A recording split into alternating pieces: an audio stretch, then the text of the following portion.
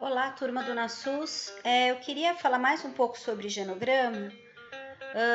Tem uma aula sobre genograma e ecomapa que eu achei aqui no meu notebook, que eu achei interessante compartilhar com vocês. Deixa eu baixar um pouquinho a música. Seguinte, eu fiz essa aula para a equipe do NASF, do posto de saúde. Minha querida equipe, que infelizmente saiu. Mas, agora na troca da OS, vamos falar então, só porque eu acho essa aula bastante prática, bastante concisa e mostra um pouco mais alguns aspectos importantes. Então, aqui família, lembrando sempre que o conceito de família abrange uma infinidade de modelos, de possibilidades, né? Pessoas que se consideram família são família, essa é a definição que eu mais acho prática no meu dia a dia. Então, o conceito de família, um conceito mais fluido, menos estanque, não existe a necessidade de existirem filhos ou gerações. Um grupo de amigos pode se considerar família e funcionar como tal. Então, aqui, uma definição que eu gosto bastante, de Carvalho de 2000, ainda bastante atual, lembrando que a família é a primeira instância que referencia e provê proteção e socialização dos indivíduos. Independente das suas múltiplas formas e desenhos, ela ainda é o canal de iniciação e aprendizado dos afetos e relações sociais. Uma outra autora, essa é uma enfermeira que eu gosto muito, de 1992. Ela escreve sobre enfermagem no contexto da comunidade, trabalhando com comunidades. E família é um grupo auto-identificado de 2 ou mais indivíduos cuja associação é caracterizada por termos especiais que podem ou não estar relacionados a linhas de sangue ou legais, mas que funcionam de modo a se considerarem família. E a que eu mais gosto, que é a que eu já iniciei falando, família é quem seus membros dizem que são. Wright e Lewis, que é um referencial teórico muito querido, foi onde eu construí meu mestrado, baseado no referencial teórico dessas duas autoras. Aqui uma família muito famosa. Para a gente apresentar uma família, para a gente ter a ideia de quem constitui, quem compõe essa família, a gente pode usar fotos. Olha aí a família dos Simpsons.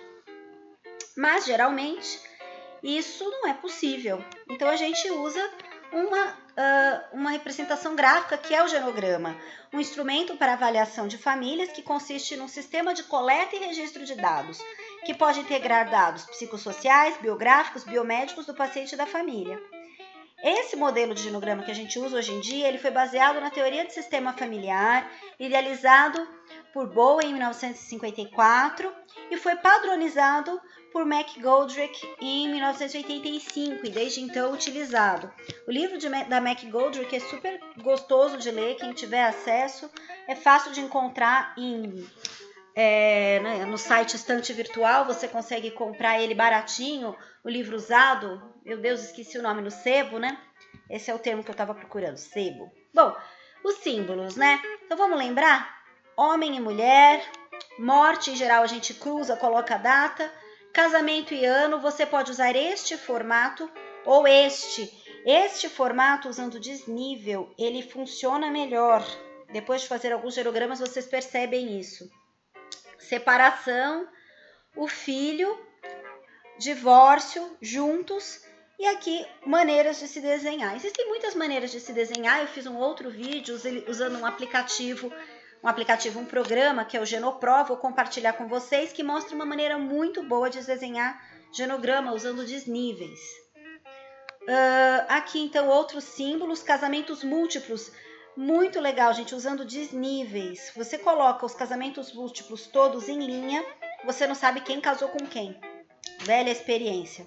Aqui a relação conjugal, conflituosa. Quando a gente quer representar um conflito entre pessoas, a gente usa essa linha tracejada como se fosse um eletro. Essa linha pontilhada, um relacionamento de amante. Olha que coisa. Essa amante, se ele tivesse colocado em desnível, teria ficado mais fácil de entender. Os agregados familiares. Bom, a relação dominante, né? Você coloca essa flechinha direcionando quem domina quem em alguma relação. E aqui outras representações de relacionamento. Então, o genograma ele tem dois esquemas principais. Ele conta a estrutura familiar, quem é casado com quem é filho de quem. Mas também ele deve representar as relações emocionais entre as pessoas, num outro nível, né?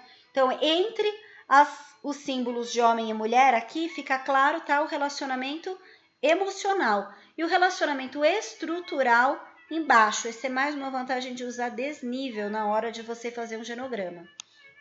Aqui, legendas de possibilidades de representação das relações emocionais entre as pessoas. Essa legenda eu já peguei do Genopro, que é um programa gratuito, assim, o uso dele por algum tempo é gratuito, depois você tem que pagar. Em geral, eu fico renovando a licença gratuita, mas tem outros que são inteiramente gratuitos. Aqui, simbolismos médicos. Precisa saber tudo isso? Claro que não, até porque não faz sentido.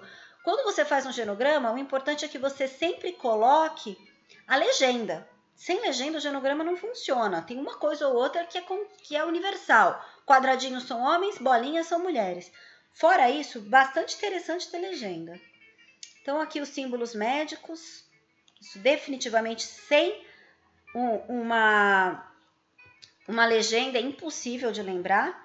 E aqui o mais importante, sexo masculino e feminino, casamento, utilizando desnível, aborto, gêmeos, pessoa índice, é a pessoa que está, sobre quem o genograma está falando. Óbito, gravidez, filhos, sempre em ordem de nascimento e relacionamento conjugal. A pessoa índice é um conceito interessante. No caso desse módulo, Darlene e Samuel, provavelmente eu faria o genograma usando a Darlene como pessoa índice, porque ela provavelmente seria a informante, seria com quem eu falaria, mas de repente eu podia estar fazendo esse genograma conversando com o Samuel e investigando não só as questões de relação emocional, mas, por exemplo, o histórico familiar dele de hipertensão e diabetes. Então, eu colocaria como pessoa índice. Mas, na nossa prática clínica, pensando em saúde da família, você pode ter mais de uma pessoa índice no seu genograma, não tem problema nenhum. Importante quando você coloca e faz o genograma é anotar com quem você conversou. De repente, você está conversando com o casal e o genograma brota dessa consulta com a família. E tudo bem, isso só tem que estar escrito em prontuário. Aqui tem um genograma. Esse genograma foi um dos primeiros que eu fiz há uns 9 anos atrás, quando eu estava entrando em contato com esse referencial teórico. E eu lembro que foi uma experiência muito interessante. Era uma consulta de puericultura dessa criança de 1 ano. E essa mulher tinha muito medo. Ela tinha muito medo de tudo que ela fazia com essa criança. Ela se sentia extremamente insegura e infeliz. Na puericultura isso apareceu e eu marquei uma nova consulta, porque isso me chamou muita atenção. Eu marquei uma outra consulta sem o bebê, para a gente conversar mais sobre como ela se sentia sendo mãe. Muito brevemente, assim, 1 semana. E resolvi fazer o genograma. Vamos falar um pouco sobre a sua família, quem são seus pais, onde são seus pais. A família dela vinha do Nordeste, conheceu José no Norte, veio para cá. Mas o que era interessante é que apareceu no genograma um outro filho, de 8 anos, que ela tinha, uma menina.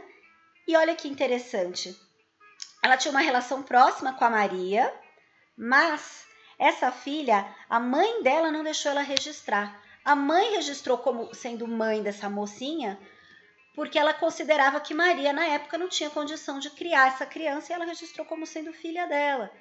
E ela não tinha essa experiência de mãe, ela tinha muito marcado com ela essa ideia de que ela não tinha competência para ser mãe. Enfim, essa informação toda surgiu na construção do genograma. Então, o genograma ele não é só uma maneira de você registrar o caso e compartilhar o caso com o colega. Ele também é uma maneira de você entrevistar essa pessoa para ela contar a experiência de ser família dela.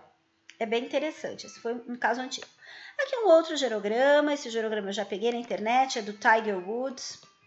Interessante porque ele tem relacionamentos extraconjugais, filhos, e essas pessoas aqui soltas, eu coloquei esse genograma também por isso, são amigos, tá? Então são pessoas que não têm uma ligação estrutural, mas são amigos que têm uma relação com ele.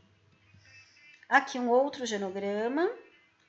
Lembrar que quando você faz um genograma de muitas gerações, é importante você circular a família. Isso aqui está errado. Por que está errado? Primeiro que isso aqui é um losango, eu não sei o que é esse losango. Segundo, né, ou é um quadrado, eu acho que é um quadrado que virou. Não sei se zoou e caiu, não entendi. E essa linha que não é... Eu não sei se essa linha é estrutural ou é uma linha de relacionamento. Então isso está errado, não se faz isso aqui porque eu não sei o que é. Né? E não tem legenda que explique o que é isso, não existe. Aqui ele coloca essas linhas pontilhadas, eu gostaria de uma legenda para ter uma ideia mais clara do que é isso. Mas interessante e importante lembrar, gente, que toda criança nasce de um relacionamento. Aqui no caso nasceu de um doador de esperma, mas ele aparece no genograma, não se brota criança direto da mãe. Isso não existe, ou do pai, tá?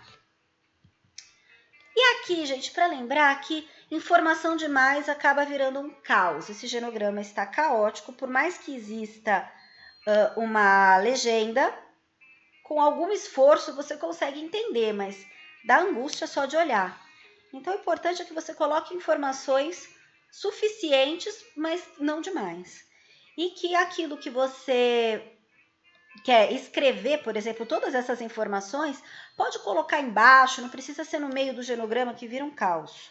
Genograma, e assim, aqui ele optou por fazer homem, mulher, não, né? De preferência não. Mas eu coloquei esse genograma mesmo para mostrar que informação demais dá angústia, não é informação. Um outro instrumento de avaliação de família que também a gente vê nesse módulo é o ecomapa.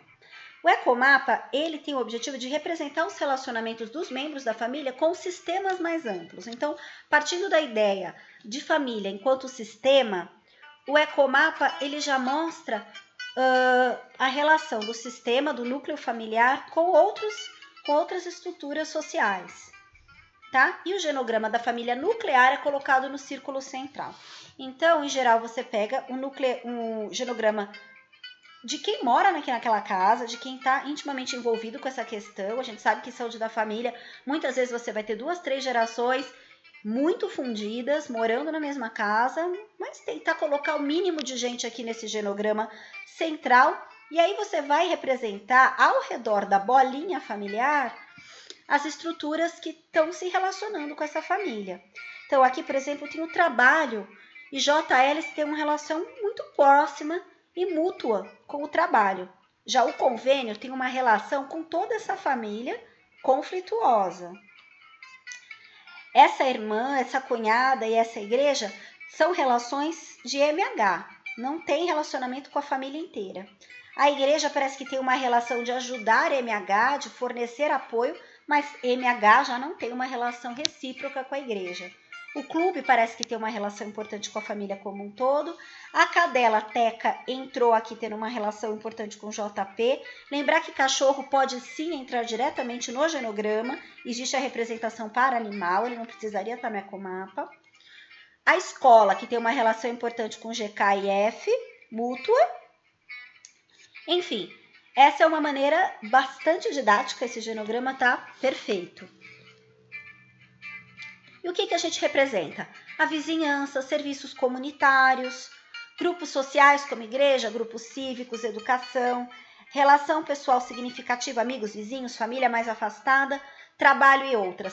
É melhor representar amigos dentro de um ecomapa do que soltos, como a gente viu no genograma do Tiger Woods. Vou voltar lá. Dessa maneira, é confuso.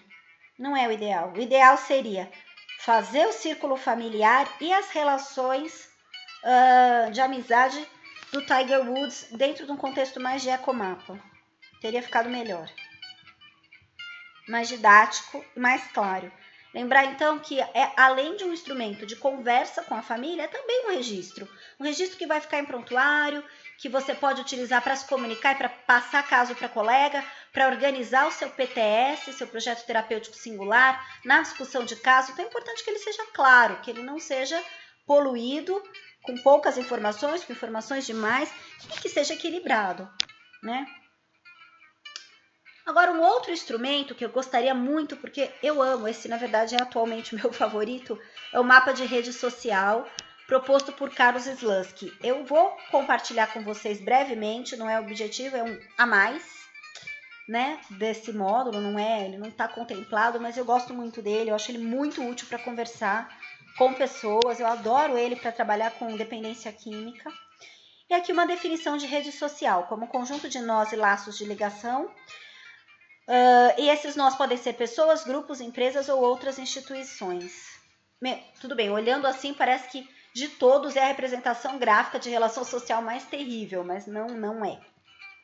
Né, o conceito fundamental é da rede social pessoal, que é a soma de todas as relações de um indivíduo, aquela que ele percebe como significativa e que define a massa, que o define como outra coisa que não uma massa anônima na sociedade, né?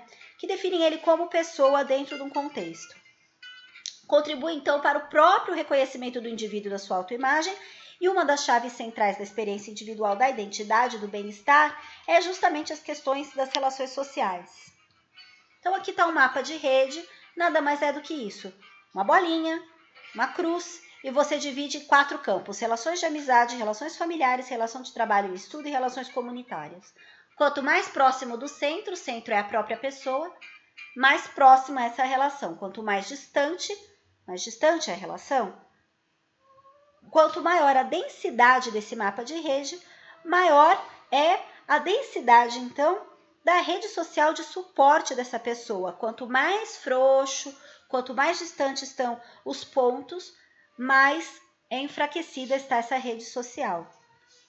Então, quais são as características? O tamanho, a densidade, composição, dispersão, funções. As pessoas podem ter função de companhia social, apoio social, emocional, enfim. Não quero muito me aprofundar nesse tema, mas olha que interessante.